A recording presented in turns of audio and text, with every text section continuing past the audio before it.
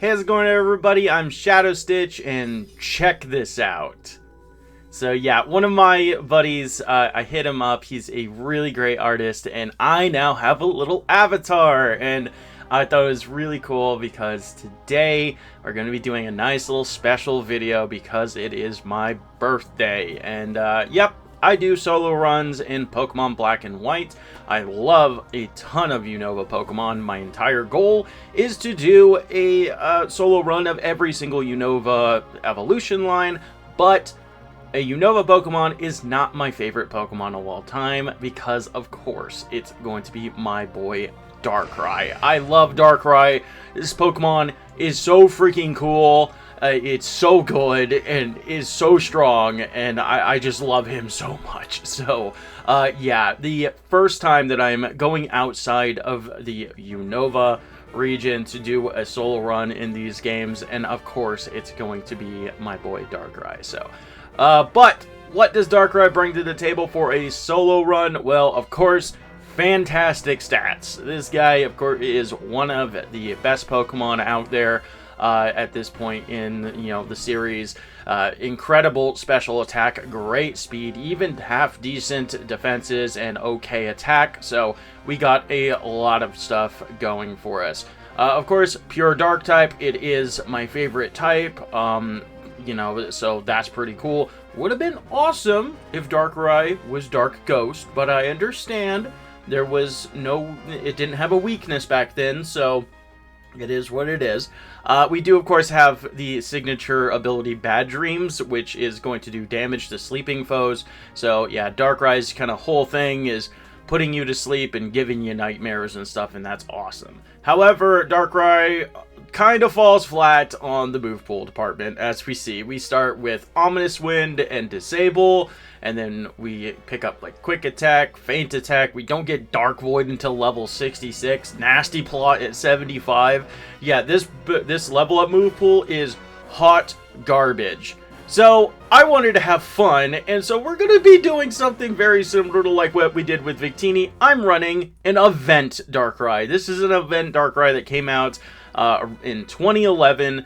I went and scrubbed the internet for files and stuff like that, and I found me an event Darkrai and imported it into the game. And this is a level 50 Darkrai that was distributed around everywhere, and it has the moves Dark Void, Ominous Wind, Faint Attack, and Nightmare. Now, just like we did with Victini, we're just going to make that level 50 a level 5 so we can start with it and have some fun. So, yeah. Is it, a little bit disingenuous? Maybe, but I just wanted to have fun with my favorite Pokemon. So, it's my birthday. I get to do whatever the heck I want. So, looking at the TM side of things, of course, it gets just a ton of good moves. We got Thunderbolt if we want to go out of the way for that, Brick Break for physical coverage, Focus Blast, Charge Beam, Shadow Claw, Shadow Ball, Rock Slide for some reason, you name it.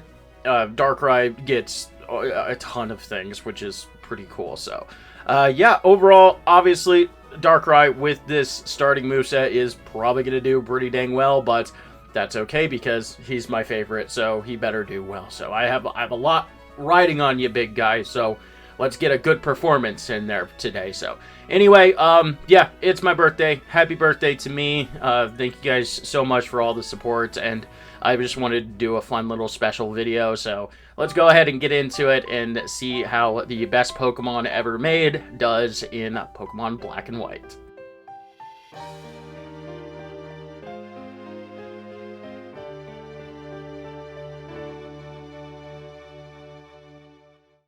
As usual, we preload our starter into the run before it begins so we can change our nature, IVs, all that fun stuff. So we're going to be taking the Snivy line. This is going to eventually give Sharon the Tepig line, which is going to have the fighting type later on, but it probably shouldn't matter too much. Now, sure, as an event Pokemon, there's like a 1 in quintillion chance that you will actually get a perfect IV'd Darkrai. So we're just going to take that chance and run fun with it because I'm running perfect IVs and I'm actually choosing to go with a brave nature this time around. This is going to be boosting the attack while cutting our speed. Darkrai has fantastic speed, so I'm not really expecting that to do too much, and we are going to be needing a little bit of an attack. So you also might have saw while I was rearranging our moves there, we were holding an Enigma berry. So this is a very special kind of berry. If you are hit by a super effective attack, it will recover some of your HP. So honestly, not that great of a berry because, you know, it does require you to take a super effective attack first, and that's going to do a lot of damage. But overall, it's unique, and that's pretty cool because this is pretty much like the only way that you could get an Enigma berry. So that's cool at least. So we of course are running an event Pokemon, which means we are not the original trainer of this Pokemon, because so even though we are in the slow growth rate, we are actually going to be gaining experience mostly on par with something like the medium slow or fast growth rates, which is really cool. So the normal slow growth rate problems aren't really going to be as pronounced with this Pokemon, so that's awesome. So yeah, overall though, we will have to potentially deal with some obedience nonsense if we ever get past level 10 for this first gym, so we'll have to keep an eye out for that. But for now, we are going to just make it through the rest of this intro. Of course, N is completely free. To avoid kind of that obedience thing I talked about, we are going to be going completely minimum battles all the way up through. So no extra training on Route 3. We just knock out Jimmy and Bianca, and then we can head straight into Striaton City. Of course, we have to stick to those minimum battles, so as soon as we get into town, we are going to go straight to the school to take on Sharon. Sure, we're only level 8, but we have a pretty strong stab dark type move, so we can pretty easily knock out this Tepig. So I'm going to go for an Ominous Wind to not trigger the berry, but then after that he's going to go down, and sure, the Purloin is a little bit annoying, kind of like what we had to do with N's Purloin, put it to sleep and stuff, but overall not too bad.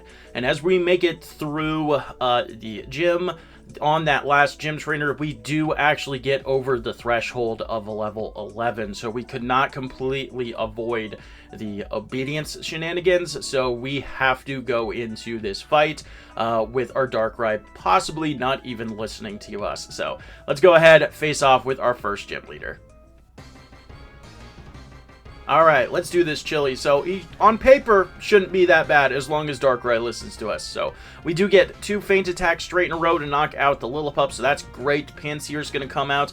Looks like it's going to be a potential 3 at KO, and Darkrai stops listening. So, we get a nice quick attack into a feint attack. There we go. Not too bad. Not bad. Good stuff, Darkrai. And now we are unlocked until at least level 20, so no obedience shenanigans to worry about there. So, we're going to get on out of the gym, get contracted by Fennel for a little bit of science work, get our monkey in the dream yard, use our 1 mandatory use of HM of Cut, beat up a couple dudes in there, and then we can head out towards Route 3.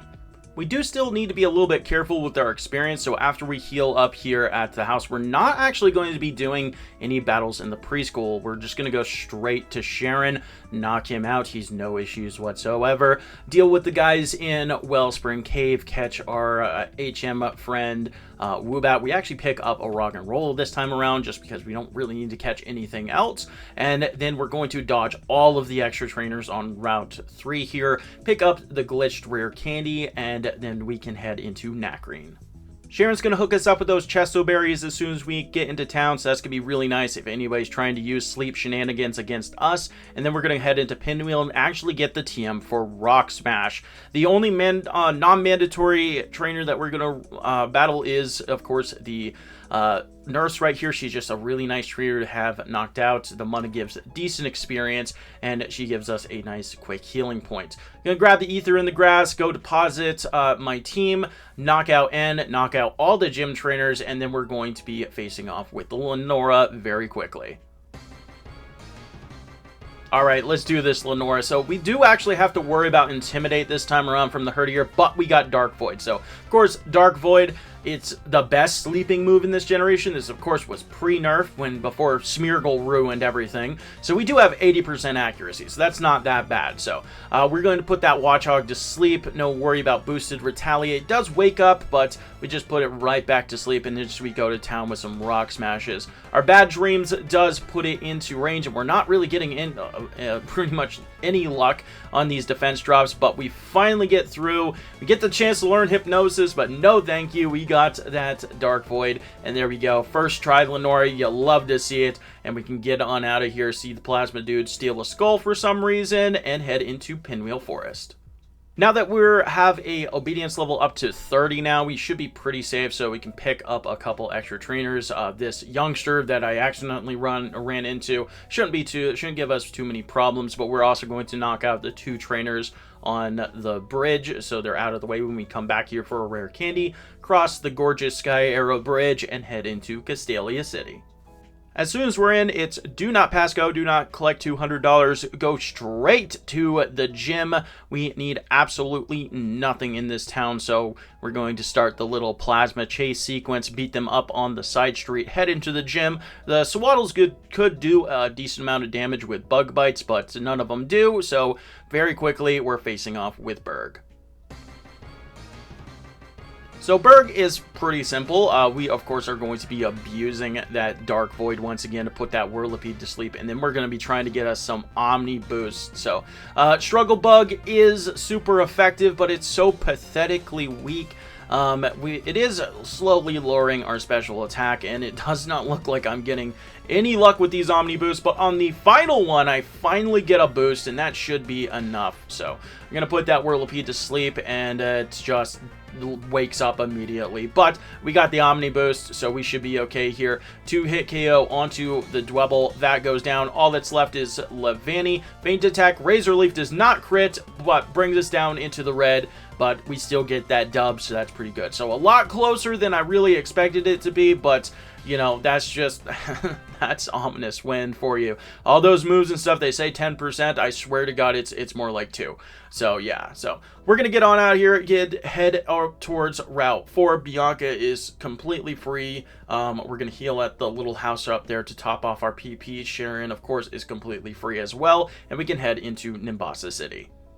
After chasing off the Plasma Dudes, we get the bike from the old guy, have a quick chat with Bianca, and then we're set free into the town. So we don't really actually need anything in here, but I am actually going to stop at the Pokemon Center, get a free heal right here, and this is also going to set my respawn point because this end battle can get really sketchy. So thankfully this time around it is actually no problem. We actually hit all of our Dark Voids. We knock out the Scraggy that can potentially do a lot of damage to us, and Swagger and stuff like that, and we get some pretty decent experience, and we can head straight into the gym. Alright, let's go, Elisa. So on paper, she should be pretty easy as well. We're just going to go for some ominous wins. Hopefully get us a nice little Omni boost right here. We're getting really unlucky. Emolgas are Volt switching all around. 3 down, no ominous win, Omni boost. 4 down, no Omni boost. Zebstrika is going to come out. She gets a crit and then paralyzes me with Spark. So, unfortunately, we actually take a blackout there because I didn't save in front of Elisa. I didn't think I'd have to. So, I guess it's really good that we stopped by the Pokemon Center. That wasn't really the intention of that Pokemon trip because it was mostly for safety for N, but we take those. Unfortunately, we do have to make our way all the way back through her gym to get a rematch with her, which is definitely annoying, but we'll be right back in front of her pretty soon. Alright, let's go, Elisa. Rematch time. So, we are going to be just going for the same thing. Ominous win onto the Emolgas. We don't want to hit their static, and we do get an Omni boost second time around, so let's go. So, we're going to finish off the 2 Emolgas. I do go for Feint Attack. Thankfully, I get lucky with no static right there because I do want to save a couple ominous wins for the fights coming up. And there we go. Zebstrika goes down after healing up a little bit with that. So 4th gym badge badge down. Little unfortunate that we took the blackout there, but you know, it happens. It's not the end of the world, and thankfully we did have that safety stop at the Nimbasa Pokemon Center. So we're gonna get on out of the gym, do a little bit of Pokemon dress up with Bianca, beat up Sharon on Route 5, beat up a couple toddlers, actually battled the Sigilif guy on our way to the bridge because he gives pretty good experience and some special attack EVs, so that's nice. They're very rare in this game for some reason. And then we can head into Driftvale City.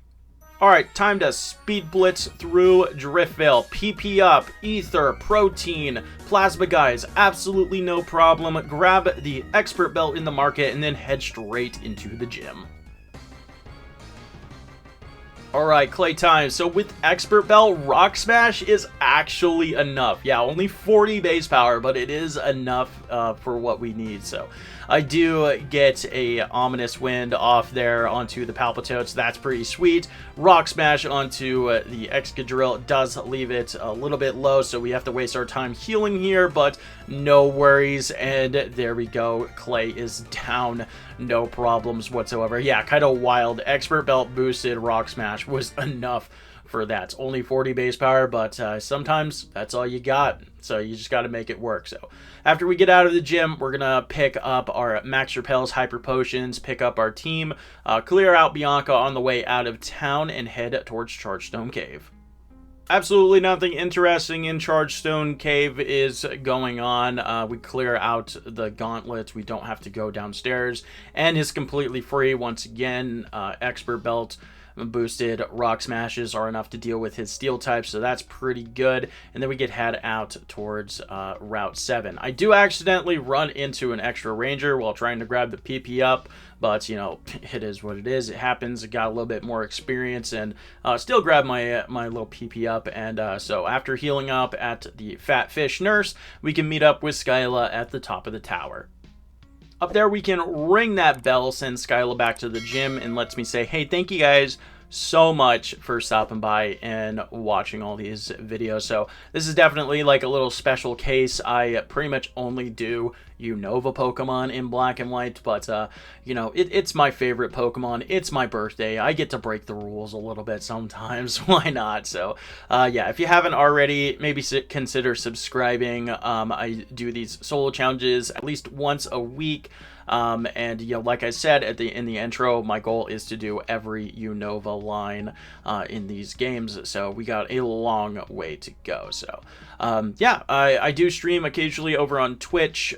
We have done a couple collabs. We did the Kyurem forms with Speedrunner 0218 recently, which is pretty sweet, so go check those out. And I did Volcarona alongside D1 a few weeks ago as well, so that was those were both a ton of fun, especially because I was able to backport the Kyurem forms in, and that was pretty sweet. So but yeah, we're gonna make our way through the rest of this gym, no issues with anybody whatsoever, and then we can face off with Skyla. Alright, let's go, Skyla. She leads off with the Swoobat. We can just go straight for an Ominous Wind and knock that out. We don't get an Omni Boost, unfortunately, but that's okay. You can go for a couple feint attacks and easily two-shot both of her other Pokemon. No problems here whatsoever. Swanna just wastes its time going for an Aqua Ring, and we can get on out of here. So on our way to Twist Mountain, we do stop by the Healing House on Route 7. It's a very nice, conveniently placed one. And then we can beat up Sharon, see Alder's wonderful little bionic legs, and head into the mountain. On our way through, I do YOLO past the Battle Girl. I still have to think of a good way to beat her. And then we're actually going to battle the Swoobat worker for a little bit of extra experience, along with the Excadrill worker deeper in for the PP up. We have no use for the Doctor since we did heal up on Route 7 there, so we can pop out on the other side at Icarus City. As soon as we get in here, we're going to go into the Pokemon Center and talk to the old lady. She's going to give us the TM for Brick Break. So finally we can get past a 40 base power coverage move and get a nice little upgrade with that over Rock Smash. So with that, we can power through the gym. Some of the Vanillishes do live, but it's no big deal. And we get face off with Brycen. Alright, say it with me, folks. Brycen is an absolute joke, and nothing is going to change this time around. So, try to go for an Omni boost on Ominous Wind, don't quite get it, so I do have to put the Bear Tick to sleep, because Brick Break doesn't quite get the knockout. But it goes down, and so, of course, will the Cryogonal with its absolutely pitiful physical defense.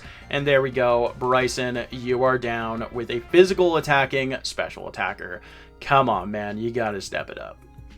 So Dragon Spiral Tower time, and it's also time for story time as usual. So it's my birthday, so I guess I could talk about, like, you know, where I was born, where I was raised, all that fun stuff. So I was actually born in South Carolina, and my parents did break up when I was pretty young, I think around like 4 or 5. It happens. It's not the end of the world, you know. Life moves on and stuff like that. So my mom took me and my sister up to Maine to live with her parents up there. So I grew up in Maine. I absolutely hate Maine.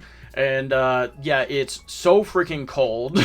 So yeah, people see pictures of Maine and stuff like that and say, oh, it's always so beautiful. It was like, well, the thing that they don't tell you is those pictures and stuff are being taken like 2 months out of the year, because those 2 months, yeah, I admit those 2 months are pretty nice. You know, weather's pretty temperate.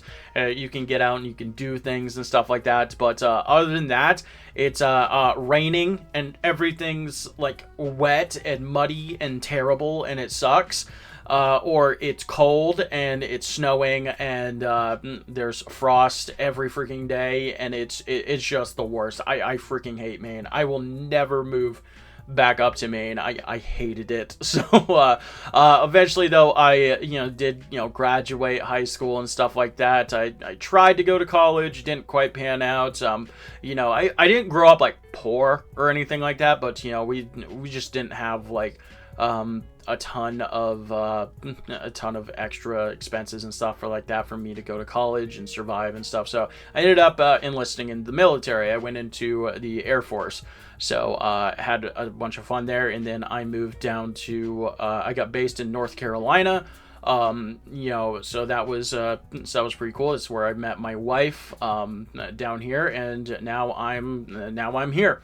So yeah, I went from South Carolina to Maine, now back to North Carolina, and yeah, that's about it. So yeah, I go back to Maine every now and then, see my family and stuff like that. It is a little bit easier to go down to South Carolina to see my dad down there. So I see him every now and then. I'll be honest, I'm not really like the biggest family guy, so it's just, it is what it is. It's just not how I am. So I'm very content with being in my own little bubble with my own little personal family and my wife and my kids and doing everything. But yeah, every now and then it is nice to go travel out. So but yeah, that's little bit of background on me, where I grew up, where I was born and stuff like that. And I've been all over the place. I did training in Texas. That's actually the farthest west I've ever been. So but yeah, that's about it. So yeah, that's pretty cool. That's a little bit of my life. We can talk, I have plenty of other stories about like growing up and stuff like that, but for now, let's go ahead and get back into the run. We're going to stop by Anvil Town and grab a rare candy. We're going to pick up the black glasses on our way through the desert, as well as the fossil. Also going to grab the Shadow Ball TM. Sure, we have Ominous Wind, but Shadow Ball is going to be a nice little damage upgrade. And then we're going to grab the candy on our way out and head back towards Nakreen City. After having a little powwow with everybody, we're going to get us a funny looking rock, and then we can head inside and revive our Tortuga fossil. So we have a nice little surf user, strength user, all that fun stuff. So that's pretty cool. So we're going to heal up at that nurse outside of Pinwheel Forest, go inside, grab a candy in there, and then we can fly back to Icarus City to have our one last showdown with Bianca. Alright, let's do this, Bianca. It is raining. I wasn't really intending it to be raining here. It could be potentially a little bit dangerous with her Samurott, but it's no big deal. So, even though intimidated, we can power through her Stoutland. We can put that Samurott to sleep, and then we can start going for some Ominous Winds, try to get us a boost. We don't quite get one, not the biggest deal. Simisear shouldn't be able to do pretty much any damage, so we're going to drop that with a couple feint attacks. Musharna does live one, but just wastes its only turn going for a lucky chant, so that goes down as well. Very nice. We can head into Opelousas City, clear out all the gym trainers, no problems, and we can face off with our final gym leader. Alright, let's go, Daddy Drayden. I hope one day I have a beard as badass as yours. So, we're just going to go straight for feint attacks. We have no way to boost our damage or anything other than those black glasses that we're holding. So, once it's low and it's wasted all its healing turns, I do try to get an Omni boost, but don't get quite lucky enough. So, put the Druddigan to sleep and hit it with 2 more. Ominous Wind just not playing nice today. Do put the Haxorus to sleep. I'm just going to go for some feint attacks. It wakes up, Dragon Tails me out, so that's definitely a little bit annoying, but shouldn't be too bad. So just goes for a slash as we make our switch back in, and sure, we waste a little bit of time with our Woobat learning a bunch of moves, but you know, nice easy win nonetheless, and we can get on out of here, head out towards Route 10, do a little bit of extra training right before Sharon, and face off with him for one last time. Alright, let's go, Sharon. So it leads off with the Unpheasant. I'm not really too afraid of this thing, so I'm just going to 2-hit it with a feint attack as it just wastes its time going for a Razor Wind. So Embor doesn't actually have a fighting type move, but it does resist pretty much all of our attacks except for Ominous Wind. With our Bad Dreams counteracting the leftovers, we are able to knock that out. Still no Omni boosts. Like, come on, man. So, 2-shot onto the Simisage, no problems there. Liepard is all that's left, so a single Brick Break is going to drop that. No problems. We get a nice free heal, and we can head into Victory Road. So, we're going to grab the rare candy across the puddle, do a little bit of training, especially on the female veteran in here, because she gives really good experience with her 3 Pokemon. Also, a couple special attack EVs that we still have a little bit of room for, and then we're going to pop out at the League at level 58. Caitlin's up first. Expert Belt boosted. Feint attack should just plow through her entire team. Reuniclus drops. Sigilif is going to come out. That's going to drop. We get to level 59. That's nice. Frisk sees that Expert Belt, and Ominous Wind is actually going to drop. No Omni boost still, though. Good lord.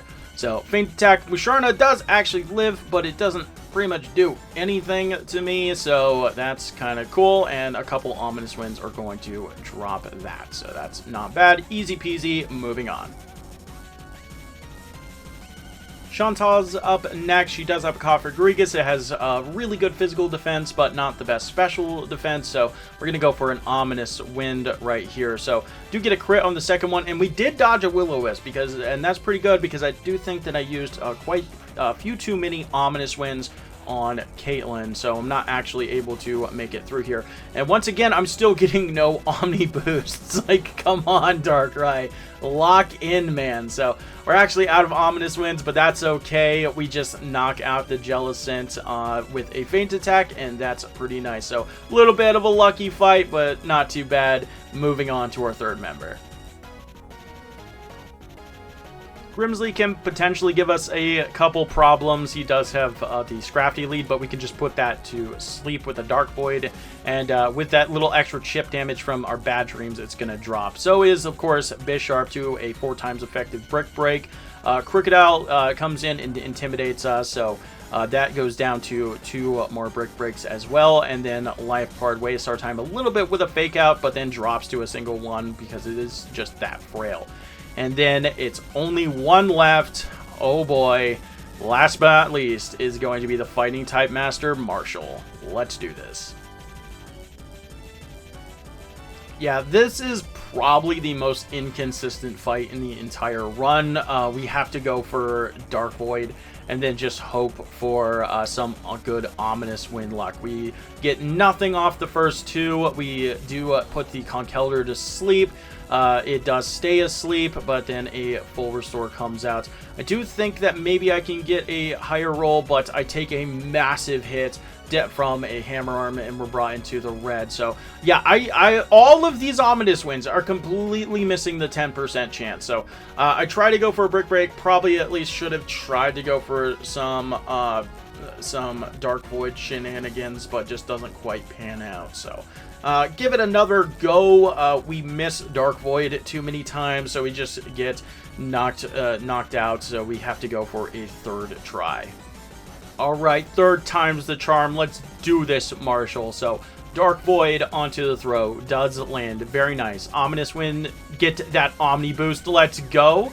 And there we go. We're off to the races now. We do have to hit. We miss onto the Conkeldurr, but we hit the 2nd time, so that's not too bad. Ominous Wind comes out. Don't get the Omni boost, but this time, but we now have that 1 Omni boost under our belt, so we're able to hit that 2-hit KO. Dark Void onto the Mienshao. That goes down really low. It is going to heal with a full restore, so we can just knock it out with 2 Brick Breaks. All that's left is Sock. It is guaranteed going to live with the Sturdy, so we put it to sleep with Dark Void. It stays asleep as we just knock it out on the following turns with a couple of Ominous Winds. Yeah, that fight, there's really no other way to put it. Like, maybe I could have ordered my moves a little bit better, but you just have to get good sleep luck and get Ominous Wind boost. So let's go ahead, head downstairs, see how Alder is dealing with N. And summons his gigantic castle out of the ground somehow, and it's up to us to chase him down through it because Alder couldn't manage him. Come on, man. I know that I'm running a super busted, super cool, best Pokemon ever, but you gotta at least give up a fight, man. So we make our way through the castle. We're actually going to grab the rare candy in N's room, use all of them to get to level 68, and face off with the man himself in the throne room. By having a full party, we can deny adding Reshiram to it, so we can lead off Darkrai versus Zekrom. And yeah, Zekrom's pretty much the only thing in the entire game that has a stat line even close to ours, so it is a little bit tedious. We're going for Ominous Wind, just not getting really any luck. Finally get an Omni boost, go for a Dark Void. We do have to deal with some light screen shenanigans, but not too bad. And after Zekrom goes down, pretty much nothing else is going to stand in our way. Brick Break onto the Zoroark, Brick Break onto the Kling. Both of those drop, no worries. Vanillux, that goes down as well. Caracasa comes out. It's always going to live a single hit with Sturdy, but he's already used his full restore, so no worries there. We get to level 69, and all that's left is Archeops, and that's going to go down as well. So a little bit tedious against the Zekrom itself, but that's not too bad. So Getsis is going to come in here, throw his little tantrum, and it's going to be up to us to take him down. Alright, so with Getsis, I have to hit a Dark Void right here. So go for it. I miss, but he misses Toxic, and I land Dark Void on the following turn. So I was supposed to have Shadow Ball right here over Ominous Wind, but I kind of forgot to teach it. And if I had Shadow Ball, I would have been able to just go straight for Shadow Ball on turn 1 and knock out the Coffagrigus, no problems. So we are just barely out of range from knocking out a bunch of these Pokemon, so we have to go for a couple Dark Voids, but overall, this is a pretty easy fight. We two-shot the Seismitoad and Electros in the back, live on red HP, but that's perfectly fine. Getsis goes down. We get to level 70 at the end of the game. Remember, we do stop our timer at the start of the credits at the end of End's final dialogue, so we got a little bit more time here. But yeah, Darkrai did pretty dang good. I love this Pokemon. It's so freaking cool. So, yeah, did get a little bit lucky in that Getsis fight, but I will just take that as all the ominous wins I didn't get Omni Boosts on just paying me back. So, we get that final time of 1 hour, 26 minutes, and 45 seconds. Absolutely fantastic time. One blackout to Lenora, to Elisa, excuse me, just a little bit unlucky there, and we knew that we were going to have some struggles with Marshall with those 2 resets, but it happens. Overall, this was a fantastic run, so let's go ahead, wrap up the credits here, bring in the tier list, and throw him on it. And there you go, a final in-game time of 4 hours and 11 minutes, not half bad. And as we bring in the tier list, where's my boy going to place? Of course he's going to go into the S tier. Sure, he's at the bottom of S tier, but, you know, an S tier is still an S tier, and I would expect nothing less from the best Pokemon ever made. So yeah, sure, we cheated a little bit with an event Pokemon, but you know what, who cares? It's my birthday, I get to do whatever I want. So anyway, yeah, it's I hope you guys enjoyed this little special extra video. I wanted to throw it together. You know, it was the first non-Unova Pokemon, so of course I'm gonna just do my favorite Pokemon of all time, and I hope you guys enjoyed it nonetheless. So I know views are kind of down on the videos and stuff right now, but you know, it's all good. I'm gonna keep kind of doing my thing. I'm gonna keep plugging away. Eventually one of my videos will hit the algorithm, who knows when, but you know, keep doing things. So but if you haven't already, hit the sub button, hit the like button, leave me a comment, let me know how it goes. So, but yeah, of course, go check out James. He's a really good personal friend of mine. He's a fantastic artist. He is going to have a link down below to his Blue Sky and stuff like that. You can hit him up for commissions and stuff like that if you're interested.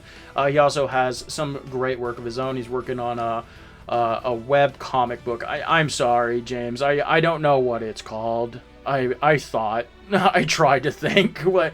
Yeah, it's basically a web comic book. It's really cool. So he has 2 of them that he's been working on, and yeah. So if you're in North Carolina area, I know he goes to a bunch of like the like the comic exhibition area kind of thing. So maybe you'll see him out at a convention. That's what it's called, convention. So yeah, go check out his work. He's great, and he's just a great friend. I've known him for years, and yeah, he's awesome. So anyway, though, that is going to be it for me today. Leavanny is still going to be coming out later in the week, but I hope you guys enjoyed this little extra one nonetheless. And with that said, thank you all so much for stopping by. Like, comment, sub, all that fun stuff. I love you all. Deuces.